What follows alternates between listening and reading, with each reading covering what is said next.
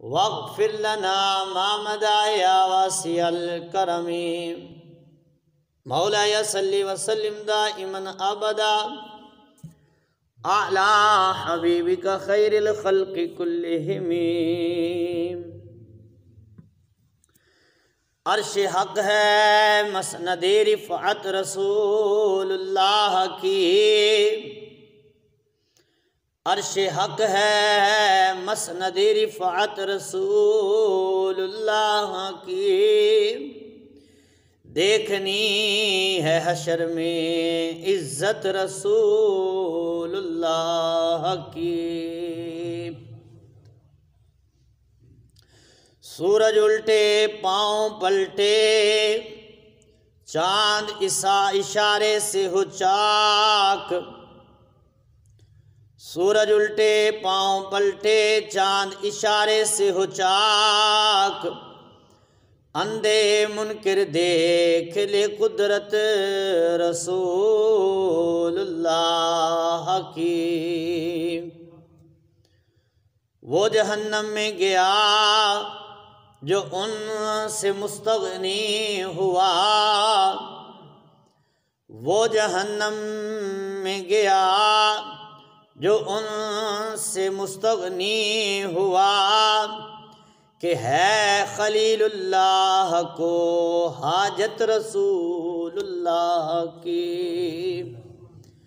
ہے حاجت رسول ہے خلیل اللہ کو حاجت رسول اللہ کی، کہ اہل سنت کا ہے بیڑا پار اصحاب حضور. اہل سنت کا ہے بیڑا پار اصحاب حضور. نجم ہیں اور ناؤ ہے عطرت رسول اللہ کی. خاک ہو کر عشق میں آرام سے سونا ملا، خاک ہو کر عشق میں آرام سے سونا ملا. جان کی اکسیر ہے الفت رسول اللہ کی. جان کی اکسیر ہے الفت رسول اللہ کی. اے رضا خود صاحب قرآن ہے مداح حضور. اے رضا خود صاحب قرآن ہے مداح حضور. تجھ سے کب ممکن ہے پھر مدحت رسول اللہ کی. عرش حق ہے مسند رفعت رسول اللہ کی، دیکھنی ہے حشر میں عزت رسول اللہ کی. صلی اللہ تعالیٰ علیہ وآلہ وسلم. اللہ تعالیٰ وحدہ لا شریک کے حمد و ثنا اور نبی اکرم شفیع معظم شاہ بنی آدم باعث کائنات و فخر موجودات محبوب رب لم یزل غریبوں کے آقا بے کسوں کے سہارا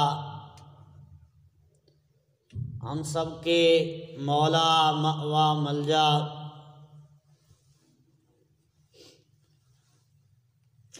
احمد مجتبیٰ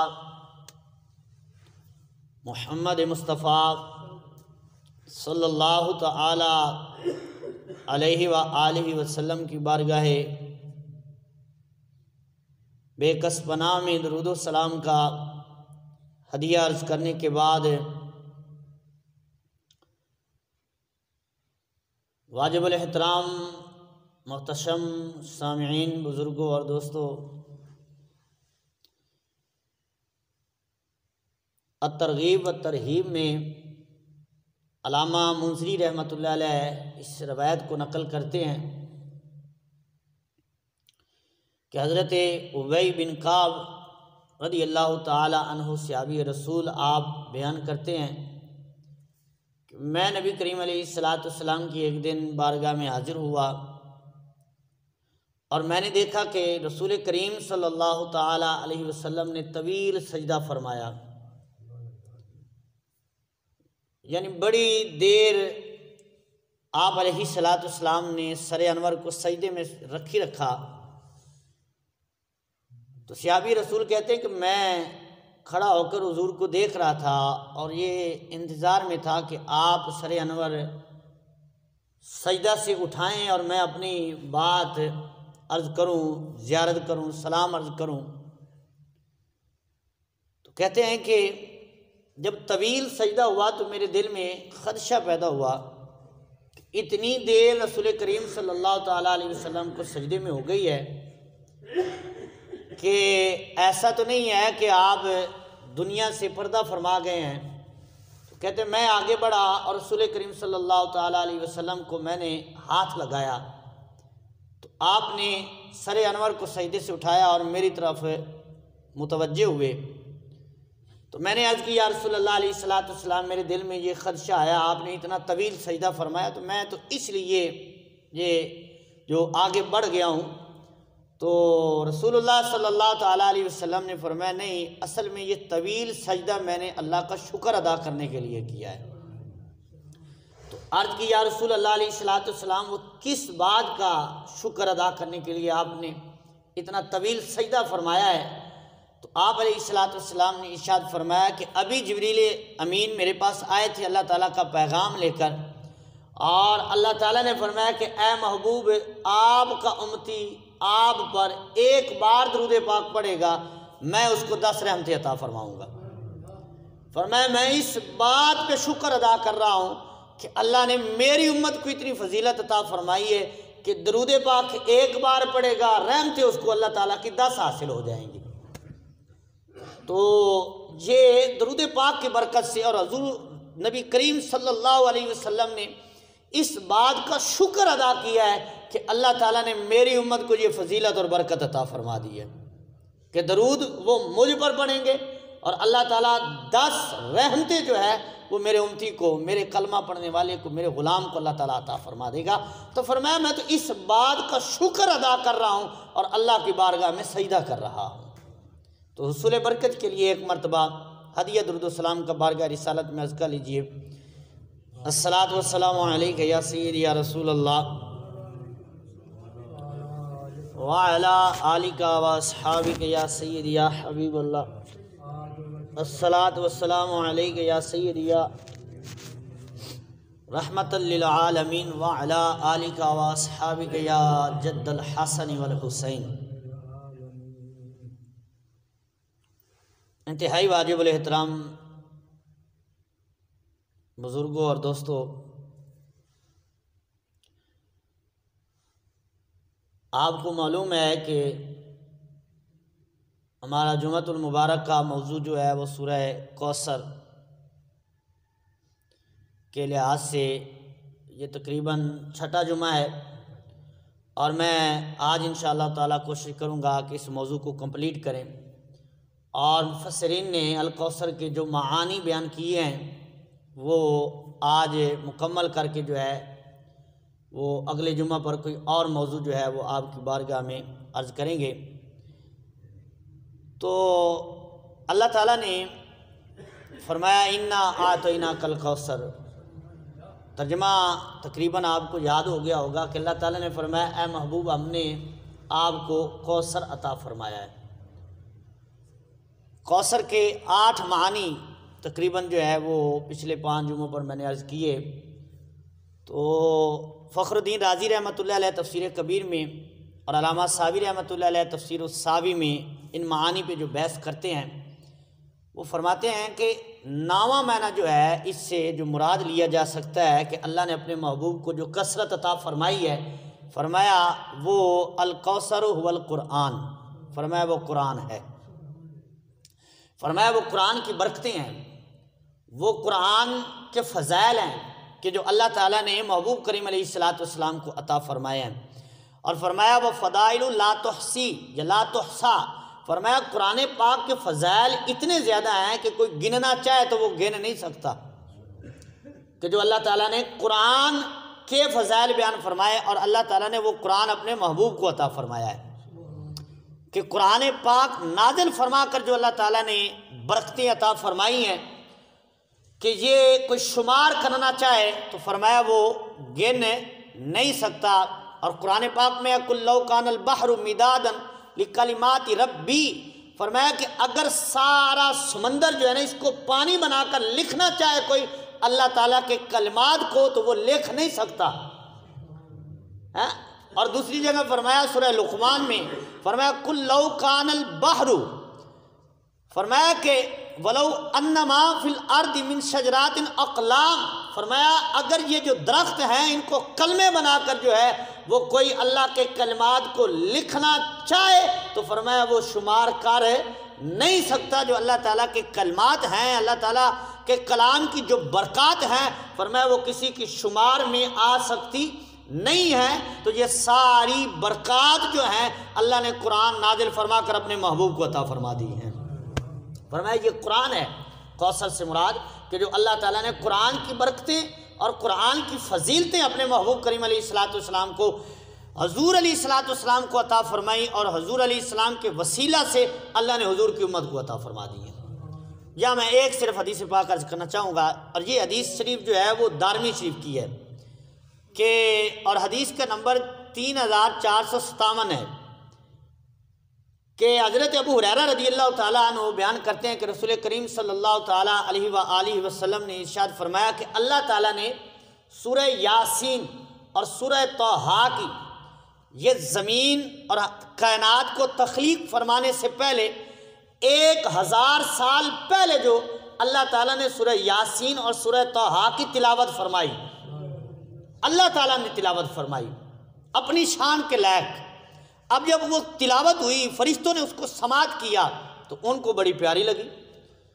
اب جب فرشتوں نے سنا تو فرشتے کہنے لگے کہ مبارک ہو ان لوگوں کو جن کو یہ صورتیں ملیں گی، جس امت کو یہ صورتیں عطا کی جائیں گی ان کو مبارک ہو۔ اور پھر فرماتے ہیں، فرشتے کہتے ہیں کہ ان کو مبارک ہو جن کی زبان پہ ان صورتوں کی تلاوت جاری ہوگی۔ تو یہ سورہ یاسین اور سورہ طٰہٰ کے بارے میں کہ 1000 سال پہلے اللہ تعالیٰ نے یہ تلاوت فرمائی اور فرشتوں نے سنا، اور پھر فرشتے اس وقت اس امت کو مبارک دے رہے ہیں کہ اس امت کو مبارک ہو جن کو اللہ تعالیٰ یہ صورتیں عطا فرمائے گا۔ تو یہ قرآن کے فضائل کی ایک مثال ہے کہ جو اللہ تعالیٰ نے قرآن اپنے محبوب کو عطا فرمایا ہے، اور قرآن سے اللہ تعالیٰ نے اپنے محبوب کو جو فضیلتیں عطا فرمائی ہیں، فرمایا وہ گنی نہیں جا سکتی، بے شمار فضیلتیں اللہ نے اپنے محبوب کو عطا فرما دی ہیں۔ اور 10واں معنی الکوثر هو الاسلام، فرمایا کوثر سے مراد اسلام ہے کہ جو اسلام اللہ تعالیٰ نے اپنے محبوب کو عطا فرمایا ہے، اور حضور کی امت کو اسلام کی جو دولت عطا فرمائی ہے، اس دین کی جو دولت عطا فرمائی ہے، فرمایا کوثر سے یہ اسلام کی برکات کی کثرت مراد ہے کہ جو اللہ تعالیٰ نے اپنے محبوب کو عطا فرما دی ہے کہ ان الدین عند اللہ الاسلام، فرمایا اللہ کے ہاں پسندیدہ جو دین ہے وہ کوئی اور دین نہیں، وہ دین اسلام ہے۔ اور یہ اسی اسلام کی برکت ہے، اسی دین کی برکت ہے۔ اللہ تعالیٰ نے کسی اور دین کے بارے میں یہ نہیں فرمایا کہ میں نے اس دین کو مکمل کر دیا ہے، لیکن حضور کے دین کی جب باری آتی ہے تو اللہ تعالیٰ فرماتے ہیں الیوم اکملت لکم دینکم، فرمایا اے محبوب آج میں نے آپ کے دین کو مکمل کر دیا ہے۔ حضور کا دین مکمل ہے، یہ اسلام مکمل دین ہے، یہ مکمل انسانیت کے لیے ایک ضابطہ ہے، اس میں کسی شے کی کمی کوئی نہیں ہے۔ اللہ نے مکمل دین اپنے محبوب کو عطا فرمایا ہے۔ باقی جتنے دین ہیں، باقی جتنے مذہب ہیں، آپ دیکھ لیں ان میں تبدیلی ہوتی رہی، وہ منسوخ ہو گئے، اور حضور علیہ السلام کا دین وہ دین ہے کہ جو کامل دین ہے، جو مکمل دین ہے، اس میں کمی ہے ہی کسی شے کی نہیں۔ اور اللہ نے اس دین کے بارے میں فرمایا ہے کہ فرمایا اے محبوب آپ کے دین کو ہم نے مکمل فرما دیا ہے، تو باقی کوئی دین مکمل نہیں ہے۔ اور دوسرے دینوں کی طرف دیکھنے اور ادھر ان کی بات سننے سے بھی منع کیا گیا ہے۔ وہ میں نے حدیث پاک پچھلے جمعوں میں عرض کی ہے کہ حضرت فاروق اعظم رضی اللہ تعالیٰ عنہ جب تورات سرکار کی بارگاہ میں لے کر آتے تو سرکار نے فرمایا اے عمر ہم جو دین لے آئے ہیں اس میں کوئی کمی ہے کہ ان کی باتیں سنیں؟ اور پھر یہاں یہ بھی بات مسئلہ یاد رکھیں کہ ہندوؤں یا غیر مسلم کے کسی تہوار کی ان کو مبارک دینا یہ کفر ہے۔ اعلیٰ حضرت نے اس بات کو لکھا ہے، بلکہ کئی جو فقہا ہیں انہوں نے اس بات کی طرف اشارہ کیا ہے، بلکہ واضح فتویٰ دیا ہے کہ کرسمس ڈے ہو یا جو کفار ہیں ان کے کسی بھی عالمی دن کی جو ہے ان کو مبارک دینا یہ کفر میں شامل ہوتا ہے، کیونکہ وہ اس کو اسلامی اپنے دین کا شعار سمجھتے ہیں، اور کسی دین کے شاعر پر جو ہے وہ خوش ہونا ایسا ہی ہے جیسے بندہ اس کو درست کہہ رہا ہے کہ یہ ٹھیک بات ہے، یہ جو کر رہے ہیں یہ ٹھیک ہے، تو کسی کے دین جو ہے ان کے کسی اسلامی شاعر کو ٹھیک کہنا یہ ایسا ہے کہ جیسے اپنے دین کو وہ کامل نہیں سمجھ رہا۔ تو ہمیں دین جو دیا گیا ہے یہ کامل دین ہے، یہ مکمل دین ہے۔ ان الدین عند اللہ الاسلام، اللہ کے ہاں بھی پسندیدہ دین جو ہے وہ اسلام ہے، کوئی اور دین نہیں ہے۔ جب ہمیں کامل دین دیا گیا ہے تو ہمیں کسی کی طرف دیکھنے کی کیا ضرورت ہے، ہمیں کیا حاجت ہے؟ تو ہمارے بزرگوں نے اس بات سے منع کیا ہے کہ کسی کو کسی دین کے عالمی دن کی جو مبارکباد دینا یہ کفر ہے، بچنا چاہیے، توجہ کرنی چاہیے، چاہے وہ سیاسی طور پر ہو یا مذہبی طور پر ہو یا کسی طریقے سے بھی ہو، تو اس کو کفر میں شامل کیا گیا۔ تو 10واں معنی کیا مراد ہوا کہ اس سے مراد جو ہے وہ اسلام ہے، جو اللہ تعالیٰ نے اپنے محبوب کو پاکیزہ اور صاف دین عطا فرمایا ہے اور مکمل دین عطا فرمایا ہے۔ اور پھر اس سے 11واں معنی کوثر سے جو مراد لیا ہے وہ مفسرین کہتے ہیں کہ اس سے مراد جو ہے الکوثر رفعت الذکر، کوثر سے مراد اللہ نے اپنے محبوب کے ذکر کو جو بلند کیا ہے اس سے مراد وہ ہے کہ ورفعنا لک ذکرک، کہ اللہ تعالیٰ نے فرمایا اے محبوب ہم نے آپ کا ذکر آپ کے لیے بلند کر دیا ہے۔ تو سب سے ذکر بلند جو ہے وہ ہمارے آقا و مولا کا ہے۔ تو الکوثر سے مراد یہ ہے کہ آپ کے ذکر کی کثرت ہے، کہ حدیث میں آتا ہے کہ اللہ تعالیٰ نے فرمایا اے محبوب جہاں میرا ذکر ہوگا وہاں تیرا ذکر ہوگا، اور پھر فرمایا من ذکرنی ولم یذکر کا، فرمایا محبوب جو میرا ذکر کرے اور تیرا ذکر نہ کرے فلیس لہ الجنت نصیب، وہ جنت میں نہیں جائے گا۔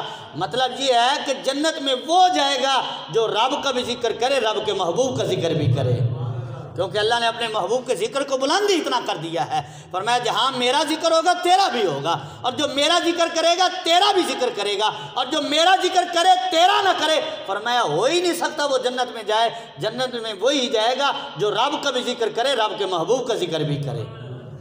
تو یہ ذکر اتنا بلند کر دیا ہے۔ فرمایا کوثر سے مراد محبوب کریم علیہ السلام کے ذکر کی بلندی ہے، کہ جس کو اللہ تعالیٰ نے دوسری جگہ فرمایا وَرَفَعْنَا لَكَ ذِكْرَكَ، فرمایا اے محبوب ہم نے آپ کا ذکر آپ کے لیے بلند کر دیا ہے۔ ذکر بھی حضور کا بلند ہے اور ہے بھی حضور کے لیے بلند ہے۔ اور پھر اس بلندی کی ایک مثال اور دیکھیں کہ اللہ تبارک و تعالیٰ نے ارشاد فرمایا محبوب ہم نے آپ کے ذکر کو اپنا ذکر بنا دیا ہے۔ فرمایا محبوب جو تیرا ذکر کرے گا وہ ایسے ہی ہے جیسے وہ میرا ذکر کر رہا ہے۔ یعنی یہ آپ کہہ لیں کہ اللہ تعالیٰ نے اپنے محبوب کے ذکر کی بلندی اتنی زیادہ رکھی ہے کہ جو محبوب کا ذکر کر رہا ہے وہ ایسے ہی ہے جیسے رب کا ذکر کر رہا ہے۔ تو اعلیٰ حضرت نے اس بات سے تھوڑا سا پردہ اٹھایا ہے۔ اعلیٰ حضرت فرماتے ہیں میں تو مالک ہی کہوں گا کہ وہ ہے مالک کے حبیب، یعنی محبوب و محب میں نہیں میرا تیرا۔ محبوب اور محب میں میرا تیرا نہیں چلتا، جو محب کا ہے وہ محبوب کا ہے، جو محبوب کا ہے وہ محب کا ہے۔ فرمایا محبوب آپ کا ذکر ہم نے اپنا ذکر کر دیا ہے، وہ ایسے ہی ہے جیسے حضور کا ذکر کر رہا ہے کوئی تو وہ ایسے ہی ہے جیسے وہ رب کا ذکر کر رہا ہے۔ اور پھر 12واں معنی اس سے جو مراد مفسرین نے لیا ہے وہ کہتے ہیں کہ اس سے مراد جو ہے نا وہ الکوثر والمقام المحمود، کوثر سے مراد مقام محمود ہے۔ عَسَىٰ أَن يَبْعَثَكَ رَبُّكَ مَقَامًا مَحْمُودًا، فرمایا اے محبوب ان قریب ہم آپ کو مقام محمود عطا فرمائیں گے۔ تو مقام محمود کیا ہے؟ یہ ہی الشفاع، یہ شفاعت کا مقام ہے جو اللہ تعالیٰ اپنے محبوب کریم علیہ السلام کو قیامت کے دن عطا فرمائے گا۔ تاج تخت رکھا جائے گا اور اس کے اوپر اللہ کے محبوب جلوہ گر ہوں گے اور اپنے امتیوں کی شفاعت فرمائیں گے۔ تو اس کو مقام محمود کہا گیا ہے۔ یہ اذان کے بعد جو ہم دعا پڑھتے ہیں اس میں بھی یہ مقام محمود کا ذکر ہے، وَبْعَثْهُ مَقَامًا مَحْمُودًا، کہ یہ اذان کے بعد جو ہم دعا پڑھتے ہیں تو اس کی فضیلت بھی بیان کی گئی ہے۔ حضور علیہ السلام نے ارشاد فرمایا، یہ غالباً مسلم شریف کی حدیث پاک ہے، کہ اللہ کے پیارے محبوب کریم علیہ السلام ارشاد فرماتے ہیں، فرمایا کہ جو اذان کا جواب دے، یعنی جس طرح مؤذن کہہ رہا ہے وہ بھی اس کے ساتھ دہراتا جائے، وہ کلمات دہراتا جائے، اور فرمایا اذان کا جواب دینے کے بعد فرمایا پہلے میری ذات پہ درود پڑھے، پھر یہ جو دعا مانگے، فرمایا جو یہ مقام محمود والی دعا کرے گا قیامت کے دن میں اس کی شفاعت کر کے اپنے ساتھ جنت میں لے کر جاؤں گا۔ یہ مقام محمود، یہ اذان کے بعد جو دعا ہے اس کی بھی فضیلت، کیونکہ اس میں حضور علیہ السلام کے مقام محمود یعنی حضور کی شفاعت کی بات ہے۔ مقام محمود کہتے ہی شفاعت کو ہے کہ حضور علیہ السلام کو شفاعت کا مقام دیا جائے گا، اور سب سے پہلے حضور شفاعت کریں گے، سب سے پہلے حضور شفاعت کریں گے، باقی سارے بعد میں کریں گے۔ اور پھر حضرت یزید الفقیر رضی اللہ تعالیٰ عنہ رحمۃ اللہ علیہ، آپ صحابہ کرام کے دور میں گزرے ہیں۔ آپ مسلم شریف کے حدیث پاک آپ خود بیان کرتے ہیں کہ میں شروع میں خارجیوں کے ساتھ ہو گیا، اور میں ان کے ساتھ جو ہے سفر کرتا رہا، چلے لگاتا رہا، تو انہوں نے میرے ذہن میں بات یہ بھر دی کہ شفاعت کوئی نہیں ہے، کوئی شفاعت کر ہی نہیں سکتا، کوئی شفاعت نہیں ہے، کوئی کسی کی بات نہیں مانی جائے گی قیامت کے دن، ہر ایک کو اپنی اپنی پڑی ہوگی، نفسا نفسی کا عالم ہوگا، اپنے اعمال کے بل بوتے پر جو ہے وہ ہر ایک کا فیصلہ ہوگا۔ تو حضرت یزید الفقیر کہتے ہیں یہ بات میرے ذہن میں پکی ہو گئی کہ شفاعت ہے ہی کوئی نہیں، شفاعت کا ہے ہی ذکر ہی کوئی نہیں ہے، بات ہی کوئی نہیں ہے شفاعت کی۔ تو کہتے ہیں ایک دن میں اسی قافلے کے ساتھ تھا کہ مسجد نبوی کے قریب سے ہم گزرے، تو نماز کا وقت تھا، تو ہم مسجد نبوی میں نماز پڑھنے کے لیے گئے، تو مسجد نبوی میں صحابی رسول حضرت جابر رضی اللہ تعالیٰ عنہ جو وہ درس حدیث دے رہے تھے، وہ درس قرآن بیان کر رہے تھے، حضرت جابر صحابی رسول۔ تو اب کہتے میں ان کی مجلس میں جا کر بیٹھ گیا، جب ان کی مجلس میں جا کر بیٹھا تو انہوں نے اسی بات کو ذکر کیا، عسیٰ ان یبعثک ربک مقاما محمودا، کہ اللہ تعالیٰ قیامت کے دن اپنے محبوب کو شفاعت کا رتبہ عطا فرمائے گا، حضور جس کو چاہیں گے اپنے ساتھ جنت میں لے کر جائیں گے۔ اچھا اب یہ کون بیان کر رہے ہیں؟ حضور کے صحابی حضرت جابر رضی اللہ تعالیٰ عنہ کہتے میں کھڑا ہو گیا مجمع میں نے کہا جی یہ بات تو ہے ہی کوئی نہیں، شفاعت کی تو بات ہی کوئی نہیں، شفاعت کوئی نہیں کرے گا۔ اب دوسری جگہ جو سورہ آیت الکرسی میں بیان ہوتا ہے من ذا الذی یشفع عندہ الا باذنہ، کہ کون ہے جو شفاعت کرے گا، اتنی بات تو سمجھ آ گئی، من ذا الذی یشفع عندہ، اللہ کے ہاں کون شفاعت کرے گا، اور آگے کیا فرمایا الا باذنہ، کوئی شفاعت نہیں کر سکتا مگر اللہ جس کو اجازت عطا فرمائے گا۔ اچھا اگر شفاعت کا کوئی ہوتا ہی نہ، اس کا ذکر ہی نہ ہوتا تو الا باذنہ ہی کا تو مطلب ہی کوئی نہیں پھر بنتا تھا۔ اگر کوئی شفاعت کر سکتا ہے تو پھر اس کا مطلب یہی ہے نا کہ الا باذنہ ہی، اللہ جس کو اجازت عطا فرمائے گا وہ شفاعت کر سکے گا۔ اگر اللہ تعالیٰ کی اجازت سے شفاعت ہو سکتی ہے تو پھر سب سے پہلے اللہ اپنے محبوب کو اجازت عطا فرمائے گا، اور حضور شفاعت فرمائیں گے، سرکار شفاعت فرمائیں گے۔ حضرت جابر کے مجمع میں وہ کھڑے ہو گئے، حضرت یزید الفقیر کہنے لگے یہ شفاعت کی بات ہی کوئی نہیں ہے، من ذا الذی یشفع عندہ، کون شفاعت کر سکتا ہے؟ کہتے کوئی شفاعت نہیں کر سکتا۔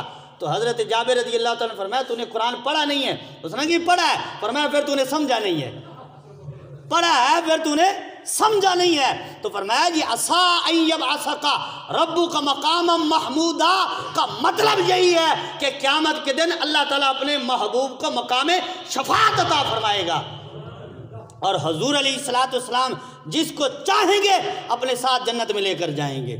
فرمایا یہ مقام شفاعت ہی ہے، مقام محمود، کہ سرکار علیہ السلام شفاعت کریں گے، اور اللہ تعالیٰ نے قرآن پاک میں فرمایا نا وَلَسَوْفَ يُعْتِيكَ رَبُّكَ فَتَرْضَىٰ، فرمایا محبوب ہم ان قریب آپ کو راضی کر دیں گے۔ تو یہاں سرکار کیا فرماتے ہیں؟ سرکار علیہ السلام فرماتے ہیں میں اس وقت تک راضی نہیں ہوں گا جب تک کہ میری ساری امت جنت میں نہ چلی جائے۔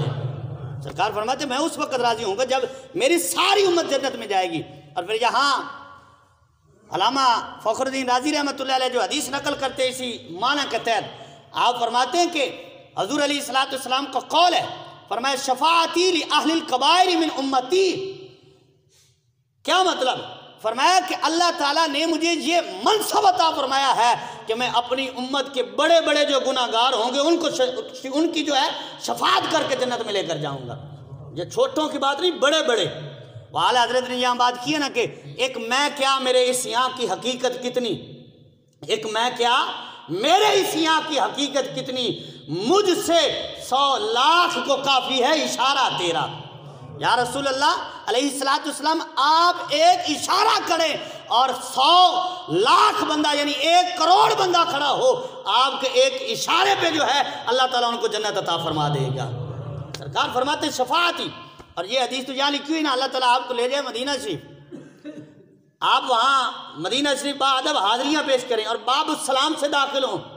سرکار علیہ السلام کے معاہدہ شریف کی طرف جاتے ہوئے جب یہ ریاض الجنہ کا دروازہ آتا ہے نا، تو اس ریاض الجنہ کے دروازے کے اوپر یہ حدیث پاک لکھی ہوئی ہے. کیا یہ حدیث ہے کہ سرکار نے فرمایا میں اپنی امت کے بڑے بڑے گناہ گاروں کی شفاعت کروں گا. چھوٹوں کی بات ہی کوئی نہیں، وہ تو اشارے سے جائیں گے. سرکار فرماتے ہیں میں بڑوں بڑوں کی شفاعت کروں گا.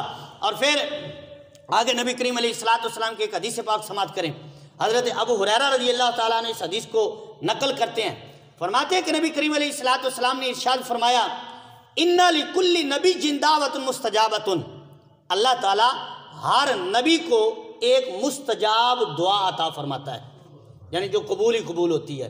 یعنی کہہ لیں کہ خاص کوٹا ہوتا ہے. ویسے تو ہر نبی کی ہر دعا قبول ہے، نبی کی ہر دعائیں قبول ہوتی ہے، لیکن یہاں ایک خاص دعا کا ذکر ہے کہ سرکار علیہ السلام نے فرمایا اللہ تعالیٰ ہر نبی کو یہ دعا عطا فرماتا ہے.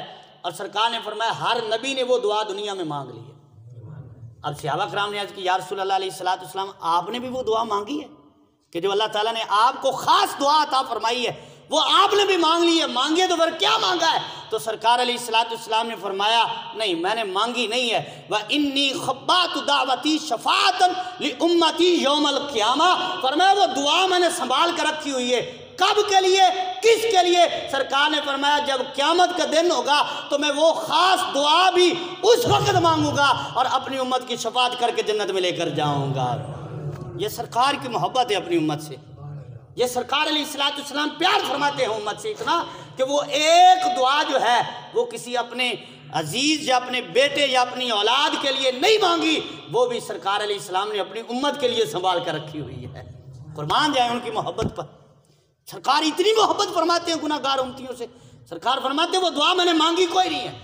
قیامت کا دن ہوگا جب میری امت پہ مشکل وقت آئے گا تو میں اس وقت اللہ کی بارگاہ میں دعا ہاتھ اٹھا کر مانگوں گا. اور وہ دعا کیا ہوگی؟ فرمایا میں اپنی امت کی شفاعت کروں گا. میں اپنی امت کے لیے دعا مانگوں گا، اپنے لیے نہیں مانگوں گا. اللہ اکبر. تو یہ محبت کا اندازہ ہے. اور پھر یہاں کنز العمال میں حدیث پاک جو نقل کی گئی ہے حضرت انس رضی اللہ تعالیٰ عنہ، بڑی پیاری حدیث ہے، تھوڑی سی توجہ سے سننا.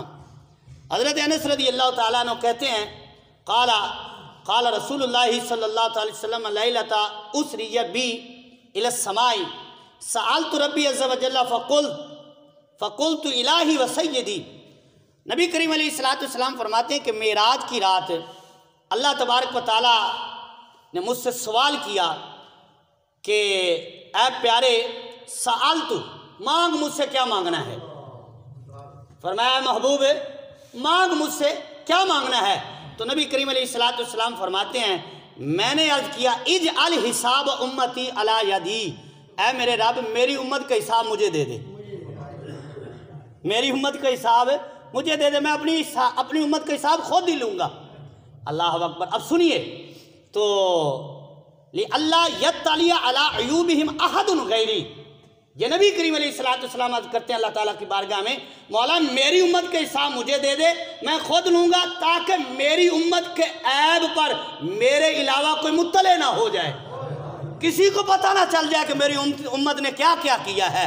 اس لیے میری امت کے حساب میرے سپرد کر دے، میں خود ہی ان کا حساب لے لوں گا. تو اب اللہ تبارک و تعالیٰ نے کیا فرمایا فَإِذَا النِّدَاءُ مِنَ الْعُلَىٰ. نبی کریم علیہ السلام فرماتے ہیں پھر بلندی سے اللہ تعالیٰ کی طرف سے یعنی ندا آئی، حکم ہوا. فرمایا یا احمد انہم عبادی، اے محبوب وہ میرے بندے ہیں، تیرے امتی ہیں تو میرے بندے ہیں، انہم عبادی، جن کا تو حساب مانگ رہا ہے وہ میرے بندے ہیں۔ اور فرمایا لا احب ان اطلعک علی عیوبہم، فرمایا اے محبوب میں تو یہ بھی پسند نہیں کرتا کہ میرے بندوں کے عیب آپ دیکھیں۔ اللہ اکبر، وہ میرے بندے ہیں، میں ہی ان کا حساب لوں گا۔ فرمایا تیری امت ہے تو میرے بندے ہیں۔ اچھا اب نبی کریم علیہ السلام فرماتے فقلت الہی، اب یہ بات کے بعد اللہ تعالیٰ نے فرمایا وسیدی و مولائی المذنبون من امتی، نبی کریم علیہ السلام عرض کرتے مولا میری امت گناہ گار ہے، میری امت گناہ گار ہے، میں نے امتی مذنبون، وہ گناہ کر کے آئے ہوں گے تو کیا بنے گا؟ اب سننا، اللہ تبارک و تعالیٰ نے فرمایا محبوب یا احمد اذا کنت انا الرحیم وکنت انت الشفیع فاین المذنبون بیننا۔ اللہ اکبر، تو اللہ تعالیٰ نے فرمایا محبوب تو شفیع ہے، میں کریم ہوں۔ اللہ اکبر، قیامت کا دن ہوگا، فرمایا محبوب تو شفیع بن کر آئے گا، میں تو رحیم ہوں، میں کریم ہوں، تو ہمارے درمیان یہ امت جائے گی کہاں؟ یہ ہمارے درمیان ہوگی، تو شفیع بن کر آئے گا، میں رحیم بن کر آؤں گا، تو فرمایا پھر امت کے تو وارے نیارے ہو جائیں گے۔ اللہ اکبر، پھر فرمایا پریشان کی ہونے کی کیا بات ہے؟ فرمایا تو شفیع ہے، تو شفاعت کرنے والا ہے، اور میں جو رحیم ہوں، میں رحم کرنے والا ہوں، فرمایا ہمارے درمیان ہی ہوگی نا امت۔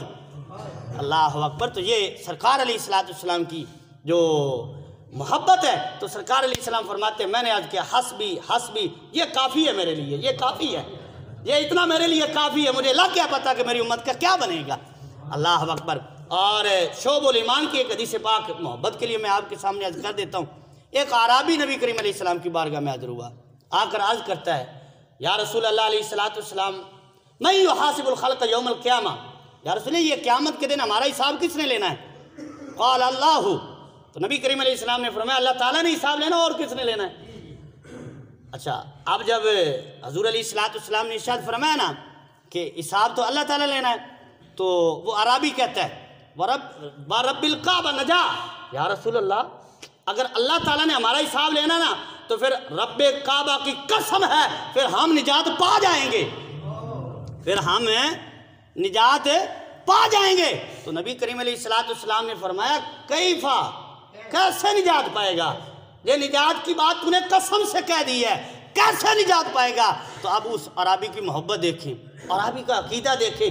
عربی کہتا ہے یا رسول اللہ علیہ السلام لِأَنَّ الْكَرِيمَ إِذَا قَدَرَ أَفْعَى، آج کہتے ہیں عربی آج کہتے ہیں یا رسول اللہ رب سے بڑا کریم کوئی نہیں اور ہم سے بڑا گناہ گار کوئی نہیں۔ اللہ اکبر، رب سے بڑا کریم کوئی نہیں ہے اور ہم سے بڑا گناہ گار کوئی نہیں ہے۔ جب ہم نے وہاں کھڑے ہو جانا عرض کرنی ہے مولا جی سارے گناہ ہم کر کے آئے ہیں، تو جب کوئی کسی کریم کے سامنے سر جھکا دینا، یہ دنیا کا ایک قاعدہ ہے کہ کوئی بڑا بندہ ہونا، بڑا بندہ اور غریب بندہ اس کا نقصان کر بیٹھے اور کہا کہ مجھ سے غلطی ہو گئی ہے، تو پھر وہ کریم جو کریم بندہ ہے نا اس کا کرم کا تقاضا یہ ہے کہ جب کسی نے غلطی مان لی ہے، غلطی قبول کر لی ہے، پھر وہ اس کو معاف کر دیتا ہے، پھر وہ اس سے بدلہ نہیں لیتا، پھر اس کو ستاتا نہیں ہے، پھر وہ اس پہ ظلم نہیں کرتا، کیونکہ اس کے کرم کا یہ تقاضا ہے کہ بندہ غلطی مان کر کھڑا ہے وہ معاف کر دے۔ تو عربی کہتا ہے یا رسول اللہ، یہ مثال میں نے سمجھانے کے لیے عرض کی ہے،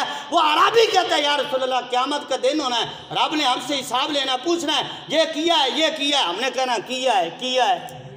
جب ہم نے غلطی مان لینی ہے تو پھر اس سے بڑا کریم کوئی نہیں ہے، اس کے کرم کا تقاضا یہ ہوگا کہ اللہ ہمیں معاف فرما دے گا، فرمایا اس سے بڑا کریم کوئی نہیں ہے اور ہم سے بڑا گناہ گار کوئی نہیں۔ جب قیامت کا دن ہوگا ہم اللہ کی بارگاہ میں کھڑے ہو جائیں گے مان کر ہر چیز، تو اللہ تعالیٰ ہمیں معاف فرما دے گا، تو اس لیے فرمایا پھر ہم نجات پا جائیں گے۔ اگر رب نے حساب لینا ہے تو یہ شفاعت کا مقام ہے جو اللہ تعالیٰ قیامت کے دن اپنے محبوب کو عطا فرمائے گا۔ اور کوثر سے یہ معنی کیا بنا کہ اللہ تعالیٰ نے اپنے محبوب کو مقام شفاعت عطا فرمایا ہے، اور جو اللہ تعالیٰ اپنے محبوب کو مقام شفاعت عطا فرمائے گا اور حضور علیہ السلام اپنی امت کی شفاعت کر کے اپنے ساتھ جنت میں لے کر جائیں گے۔ تو اس سے آگے چلتے ہیں، غالباً یہ 13واں معنی کوثر کا ہے کہ اس سے مراد حسن خلق ہے، کہ اللہ تعالیٰ نے اپنے محبوب کو جو حسن خلق عطا فرمایا ہے، وَإِنَّكَ لَعَلَىٰ خُلُقٍ عَظِيمٍ کہ اللہ نے اپنے محبوب کو خلق عظیم عطا فرمایا ہے کہ جس کی مثال کائنات میں نہیں ملتی۔ اگر کسی نے حضور کو پتھر مارے ہیں تو حضور نے اس کے لیے بھی دعا کی ہے۔ یہ حضور کے خلق کی مثال ہے۔ یہ سرکار علیہ السلام کی زبان سے ہمیشہ اپنی امت کے لیے دعائیں نکلی ہیں۔ سرکار علیہ السلام نے ارشاد فرمایا، اللہ تعالیٰ نے مجھے لعان بنا کر نہیں بھیجا، اللہ نے مجھے دنیا کے لیے رحمت بنا کر بھیجا ہے۔ فرمایا میں رحمت بن کر آیا ہوں۔ یہ خلق حسن، خلق حسنہ جو اللہ تعالیٰ نے اپنے محبوب کو عطا فرمایا ہے کہ حضور علیہ السلام کو جو دیکھتا گیا ہے وہ کہتا رہا ہے کہ حضور جیسا تو ہے ہی کوئی نہیں، حضور جیسا تو ہے ہی کوئی نہیں۔ ہر اعتبار سے سرکار علیہ السلام کا خلق دیکھیں، حضور علیہ السلام کا اخلاق حسنہ دیکھیں۔ غیر بھی حضور علیہ السلام کو دیکھ کر کہتے تھے ان جیسا تو ہے ہی کوئی نہیں۔ اگر کسی نے حضور کا کلمہ نہیں بھی پڑھا لیکن پھر بھی وہ یہی کہتا تھا کہ ان جیسا اخلاق کسی کا نہیں ہے، ان جیسا کوئی نہیں ہے، ان جیسا جو اچھے طریقے سے ملنے والا جو ہے وہ کوئی نہیں ہے۔ حضور علیہ السلام کے اخلاق کی مثال دیکھیں۔ ایک بی بی، ایک عورت، اس نے حضور علیہ السلام کو مسجد نبوی میں بیٹھے ہوئے دیکھا اور سرکار علیہ السلام گھٹنے کھڑے فرما کے نا ایسے جو بازو ہیں ان کو کر کے بیٹھے ہوئے تھے اور سر کو جھکایا ہوا تھا، تو وہ بی بی دیکھ کر جو ہے کانپ اٹھی اور کہنے لگی، اے اللہ کے محبوب اور عاجزی دیکھو، بیٹھنے کا انداز دیکھو کہ اللہ تعالیٰ نے اپنے محبوب کو شانیں اتنی زیادہ عطا فرمائی ہیں، لیکن اب جب ہم ان کو عاجزی کے اعتبار سے دیکھتے ہیں تو انداز ایسا ہے کہ جیسے کوئی عام سادہ بندہ بیٹھا ہوا ہو۔ تو یہ اللہ تعالیٰ نے اپنے محبوب کو اخلاق حسنہ عطا فرمایا ہے۔ اور پھر اس سے مراد حضور علیہ السلام کا حسن بھی ہے کہ جو اللہ نے اپنے محبوب کو حسن عطا فرمایا ہے وہ حسن کائنات میں کسی کو نہیں ملا ہے۔ حضرت یوسف علیہ السلام کو بھی جو حسن دیا گیا وہ محدثین کہتے ہیں کہ وہ آدھا حسن تھا، اللہ نے اپنے محبوب کو کل حسن عطا فرمایا ہے کہ جو دیکھتا گیا وہ حضور کا کلمہ پڑھتا گیا، جس نے حضور کو دیکھا وہ حضور کا ہو کر رہ گیا۔ اور بلکہ حضرت عبداللہ بن رواحہ رضی اللہ تعالیٰ عنہ یہ وہ صحابی رسول ہیں جو حضور کے درباری شاعر تھے۔ جس طرح ہم سنتے حضرت حسان بن ثابت حضور کی بارگاہ میں نعت پڑھتے تھے، شاعر تھے، اسی طرح حضرت عبداللہ بن رواحہ بھی شاعر تھے۔ حضرت عبداللہ بن رواحہ کہتے ہیں کہ اللہ تعالیٰ نے حضور کے چہرے میں اتنا حسن رکھا تھا کہ اللہ تعالیٰ اپنے محبوب کو اور معجزات عطا نہ بھی کرتا، اللہ نے اپنے محبوب کو جو چہرے کا حسن عطا کیا ہے وہی کافی تھا کہ جو اللہ تعالیٰ نے اپنے محبوب کو اتنا پیارا چہرہ عطا فرمایا ہے، جس نے دیکھنا تھا اس نے حضور کا ہی ہو جانا تھا، تو جس نے دیکھا وہ حضور کا ہو گیا۔ اس کی مثالیں ہزار ہاں ہم کو ملتی ہیں، لیکن جو میں اپنے موضوع کی بات کر رہا ہوں میں موضوع اصل میں کمپلیٹ کرنا چاہتا ہوں۔ تو اس سے اگلا معنی جو مفسرین نے مراد لیا ہے کوثر سے، وہ مراد ہے کہ یہی صورت ہے، الکوثر هو الکوثر، کہ کوثر سے مراد سورہ کوثر ہی ہے کہ جو اللہ تعالیٰ نے اپنے محبوب کو ساری کثرت عطا فرما دی ہے۔ اور یہاں فخر الدین رازی رحمۃ اللہ علیہ جو آخری معنی مراد لیتے ہیں، آپ کہتے ہیں کہ ان المراد من الکوثر جمیع نعم اللہ علی محمد صلی اللہ علیہ وسلم، اللہ تعالیٰ نے اپنے محبوب کو ساری نعمتیں عطا فرما دی ہیں، کوئی ایسی نعمت ہے ہی نہیں جو اللہ نے اپنے محبوب کو عطا نہ فرمائی ہو۔ کہ اللہ تعالیٰ نے جو نعمت پیدا کی ہے ہر نعمت کا مالک اللہ نے اپنے محبوب کو بنا دیا ہے۔ الکوثر فرما کر، انا آتینا کل کوثر، یہ فرما کر اللہ تعالیٰ نے کائنات میں جتنی بھی نعمتیں بنائی ہیں ہر نعمت کا مالک اللہ نے اپنے محبوب کو بنا دیا ہے۔ انا آتینا کل کوثر، ساری کثرت پاتے یہ ہیں، ٹھنڈا ٹھنڈا میٹھا میٹھا پیتے ہم ہیں پلاتے یہ ہیں۔ اللہ نے اپنے محبوب کو ہی ساری نعمتیں عطا فرما دی ہیں کہ جو نعمت ہے نا، جس کو نعمت کہا جاتا ہے وہ نعمت کے مالک اللہ کے محبوب ہیں، نعمت کے مالک اللہ کے محبوب ہیں۔ اور بخاری شریف میں یہ الفاظ موجود ہیں حضرت ابو ہریرہ رضی اللہ تعالی عنہ کے، آپ کہتے ہیں وَأَنْتُمْ تَنْتَصِلُونَهَا، آپ کہتے ہیں کہ یہ جو تم تنتصلون کا معنی ہوتا ہے زمین سے خزانے نکالنا، انتصل ینتصل انتصالا، مطلب کیا ہے کہ زمین کو کریڑ کر زمین سے خزانے نکالنا. تو حضرت ابو ہریرہ رضی اللہ تعالیٰ عنہ آپ فرماتے ہیں کہ یہ جو زمین سے خزانے نکال رہے ہو تم، زمین کریڑ کے زمین سے جو خزانے نکال رہے ہو، فرمایا یہ کسی اور کا کوئی نہیں، یہ سرکار کے قدموں کی برکت کا صدقہ ہے. یہ سرکار کے قدمین شریفین زمین پر لگے ہیں تو اللہ نے زمین کے خزانے تمہارے لیے کھول دیے ہیں. یہ جتنے خزانے زمین اگر رہی ہے، فرمایا یہ تمہارا کمال کوئی نہیں، یہ حضور کے قدموں کا کمال ہے کہ سرکار علیہ السلام کو اللہ نے جو نعمتیں عطا فرمائی ہیں وہ نعمتیں اللہ کے محبوب اپنی امت کو، اپنے غلاموں کو عطا فرما رہے ہیں. واہ کیا جود و کرم ہے شاہ بتہا تیرا، واہ کیا جود و کرم ہے شاہ بتہا تیرا، نہیں سنتا ہی نہیں مانگنے والا تیرا. کہ حضور علیہ السلام کو اللہ نے ساری کائنات کی نعمتیں عطا فرمائی ہیں اور سرکار علیہ السلام اپنی امت کو، اپنے غلاموں کو وہ تقسیم فرما رہے ہیں. اور علامہ صابی رحمۃ اللہ علیہ ان معانی میں کچھ اضافہ بھی کرتے ہیں. یہاں تک کو 15 معنی الکوثر کے ہو گئے. 16واں معنی آپ بیان کرتے ہیں کہ کوثر سے مراد جو ہے وہ قرآن پاک کی آسانی ہے، کہ قرآن پاک جو ہے وہ بندہ آسانی سے سمجھ سکتا ہے. اور شریعت کی تخفیف ہے کہ پہلی شریعت جو تھی وہ بڑی سخت تھی. جتنی شریعتیں ہیں حضرت موسیٰ علیہ السلام کی شریعت یا پہلی جو شریعت بیان ہوئی ان میں سختی تھی، لیکن حضور کی شریعت میں سختی کوئی نہیں ہے، ادھر نرمی نرمی ہے. فرمایا کوثر سے یہ بھی مراد لیا جا سکتا ہے. اور پھر 17واں معنی جو اس سے مراد لیا ہے وہ کہتے ہیں کثرت الاصحاب، حضور کے صحابہ کی تعداد سب سے زیادہ تھی. اچھا 40 سال تو حضور علیہ السلام نے اعلان نبوت ہی نہیں کیا. 40 سال کے بعد سرکار نے اعلان نبوت کیا. اسلام کے پہلے جو مکہ کے سال تھے وہ 13 سال تھے تقریباً، تو وہ مسلمانوں پر جو سختی کے سال گزرے. پھر وہ آخری 10 سال جب سرکار مدینہ شریف تشریف لائے تو پھر جو ہے وہ اذا جاء نصر اللہ والفتح ورأیت الناس یدخلون فی دین اللہ افواجا، پھر گروہ در گروہ جو ہے وہ مسلمان ہوئے. حضرت نوح علیہ السلام 950 سال تبلیغ کی، اور جب کشتی لے کر وہ دریا طوفان نوح آیا، جب کشتی پر بٹھائے تو وہ آپ کو ماننے والے 80 بندے ہیں. 80 بندے ادھر ماننے والے ہیں، اور ادھر حضور کے صحابہ کی تعداد دیکھ لو. جب حضور علیہ السلام حجۃ الوداع فرما رہے تھے تو لاکھوں کی تعداد میں لوگ گردنیں جھکا کر کھڑے تھے، اور حضور کے صحابہ کی تعداد 1,40,000 ہے تقریباً. 1,25,000 اور بعد ہے 1,40,000. یہ حضور کی صحابہ کی تعداد ہے. یہ وہ تعداد ہے جو حضور علیہ السلام نے 23 سال کی زندگی میں اسلام کا پیغام پہنچایا، اور جنہوں نے مانا وہ صحابی بن گئے، اور ان کی تعداد 1,40,000 تک پہنچ جاتی ہے. تو یہ حضور کے اصحاب کی تعداد ہے. جبکہ ادھر باقی نبیوں کو دیکھیں تو کسی کے کتنے ہیں، کسی کے کتنے ہیں. اور بعد حدیث میں آپ نے پڑھا کہ بعض نبی قیامت کے دن آئے گا، ان کے ساتھ 1-2 امتی ہوں گے.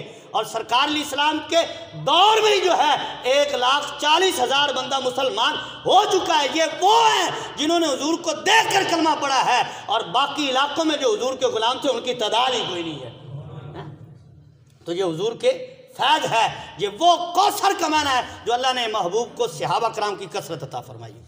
اور پھر 18واں معنی اس سے مراد یہ لیا ہے کہ وہ نور مراد ہے جو اللہ نے آپ کے دل میں پیدا کیا، اور جس نور کی برکت سے آپ کا دل روشن ہوا اور آپ دنیا سے بیگانہ ہو کر آپ کی لو جو ہے وہ اللہ تعالیٰ سے لگ جاتی ہے. اس سے مراد وہ نور ہے. اور 19واں معنی معجزات ہیں کہ جتنے معجزات اللہ نے اپنے محبوب کو عطا فرمائے اتنے کسی اور کو نہیں عطا فرمائے. 20واں معنی اس سے لا الہ الا اللہ محمد رسول اللہ کی برکات ہے کہ 99 دفتر گناہوں کے ایک طرف رکھے جائیں اور ایک طرف کلمہ شریف رکھا جائے تو اس کا وزن ان سے بھی زیادہ ہے. فرمایا اس سے مراد یہ ہے. اور 21واں معنی فقہ فی الدین، یعنی دین کی فقات، دین کی سمجھ ہے جو اللہ نے اپنے محبوب کو عطا فرمائی. اور پھر 22واں معنی اس سے مراد 5 نمازیں ہیں کہ 5 نمازوں کی برکت اللہ نے اپنے محبوب کو کوثر کی صورت میں عطا فرمائی ہے. اور 23واں معنی اور آخری معنی العظیم من الامر کہ اللہ نے اپنے محبوب کو بڑے بڑے کام عطا فرمائے، بڑی بڑی چیزیں عطا فرمائی ہیں. اور یہ ساری کثرت عطا فرما کے آگے اللہ تعالیٰ نے پتہ کیا فرمایا؟ فرمایا فصلی لربک وانحر. فرمایا محبوب ساری برکتیں تجھے دے دی ہیں، اب اپنے رب کی نماز بھی پڑھ اور اپنے رب کی راہ میں قربانی بھی ادا کر. اچھا اب اس سے یہ پتہ چلا کہ اللہ تعالیٰ کوئی برکت عطا فرمائے، اللہ تعالیٰ کوئی نعمت عطا فرمائے تو اس سے اکڑ نہیں جانا، اللہ کی بارگاہ میں جھک جانا ہے۔ جتنا بندہ جھکتا جائے گا اللہ تعالیٰ اتنا اور عطا فرماتا جائے گا۔ حدیث شریف میں ہے کہ جو اللہ تعالیٰ کی بارگاہ میں عاجزی کرتا ہے اللہ تعالیٰ اسے اتنی زیادہ بلندی عطا فرما دیتا ہے، اور جو عاجزی نہیں نہ کرتا وہ کبھی بلند نہیں ہو سکتا۔ عاجزی والے کو اللہ تعالیٰ بلندی عطا فرماتا ہے۔ تو کیا فرمایا؟ فرمایا ساری محبوب کثرت، ساری نعمتیں تجھے دے دی ہیں، اب اپنے رب کی عبادت کر، اپنے محبوب اپنے رب کے ہاں سجدہ کر، نماز ادا کر۔ اور پھر اگلی آیت، آخری آیت میں فرمایا ان شانیک هو الابتر، فرمایا اے محبوب آپ کی شان بڑی ہے، وہ ابتر ہے۔ ابتر کون ہے؟ جو آپ کو کہہ رہا ہے۔ شروع آغاز میں آپ نے سنا ہوگا، آپ کو یاد بھی ہوگا کہ وہ عاص بن وائل جو ہے وہ حضور کو معاذ اللہ ابتر کہہ رہا تھا کہ آپ کی اولاد کوئی نہیں ہے، آپ کا ذکر نہیں رہے گا۔ تو اللہ تعالیٰ نے فرمایا اے محبوب قیامت تک اولاد بھی آپ کی رہے گی، قیامت تک ذکر بھی آپ کا رہے گا، اور جو آپ کو ابتر کہنے والے ہیں، ابتر وہ ہے، آپ کو اللہ نے بڑی شانیں عطا فرما دی ہیں۔ اچھا، یہ ابتر اس کو کہا گیا، عاص بن وائل جس نے حضور کو کہا تھا، تو اس کو دیکھ لیں آج اس کی اولاد ہی نہیں ملتی، اور جو تھی وہ حضور کے غلام بن گئے، ان کو بھی اسلام کی دولت مل گئی، اور اللہ نے اپنے محبوب کو شان عطا فرمائی۔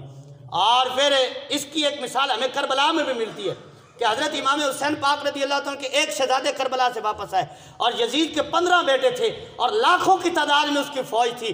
آج یزید کی اولاد کو کوئی تلاش کرنا چاہے تو تلاش کرنے سے بھی نہیں ملتی، اور اللہ نے اپنے محبوب کی اولاد کو، جو اپنے محبوب کو جو اولاد عطا فرمائی ہے، تلاش کرنے کی کیا ضرورت ہے؟ ہر شہر ہر گاؤں میں مل جائے۔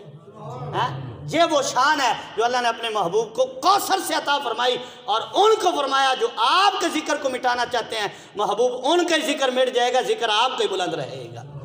تو یہ وہ کوثر سے مراد معانی مطالب جو مفسرین نے مراد لیے، تو اللہ تعالیٰ نے فرمایا انا آتیناک الکوثر، اے محبوب ہم نے آپ کو ساری کثرت عطا فرما دی ہے۔ اللہ تبارک و تعالیٰ سے دعا ہے اللہ تعالیٰ ہمیں عمل کی توفیق عطا فرمائے۔ وما علیہ الا اللہ۔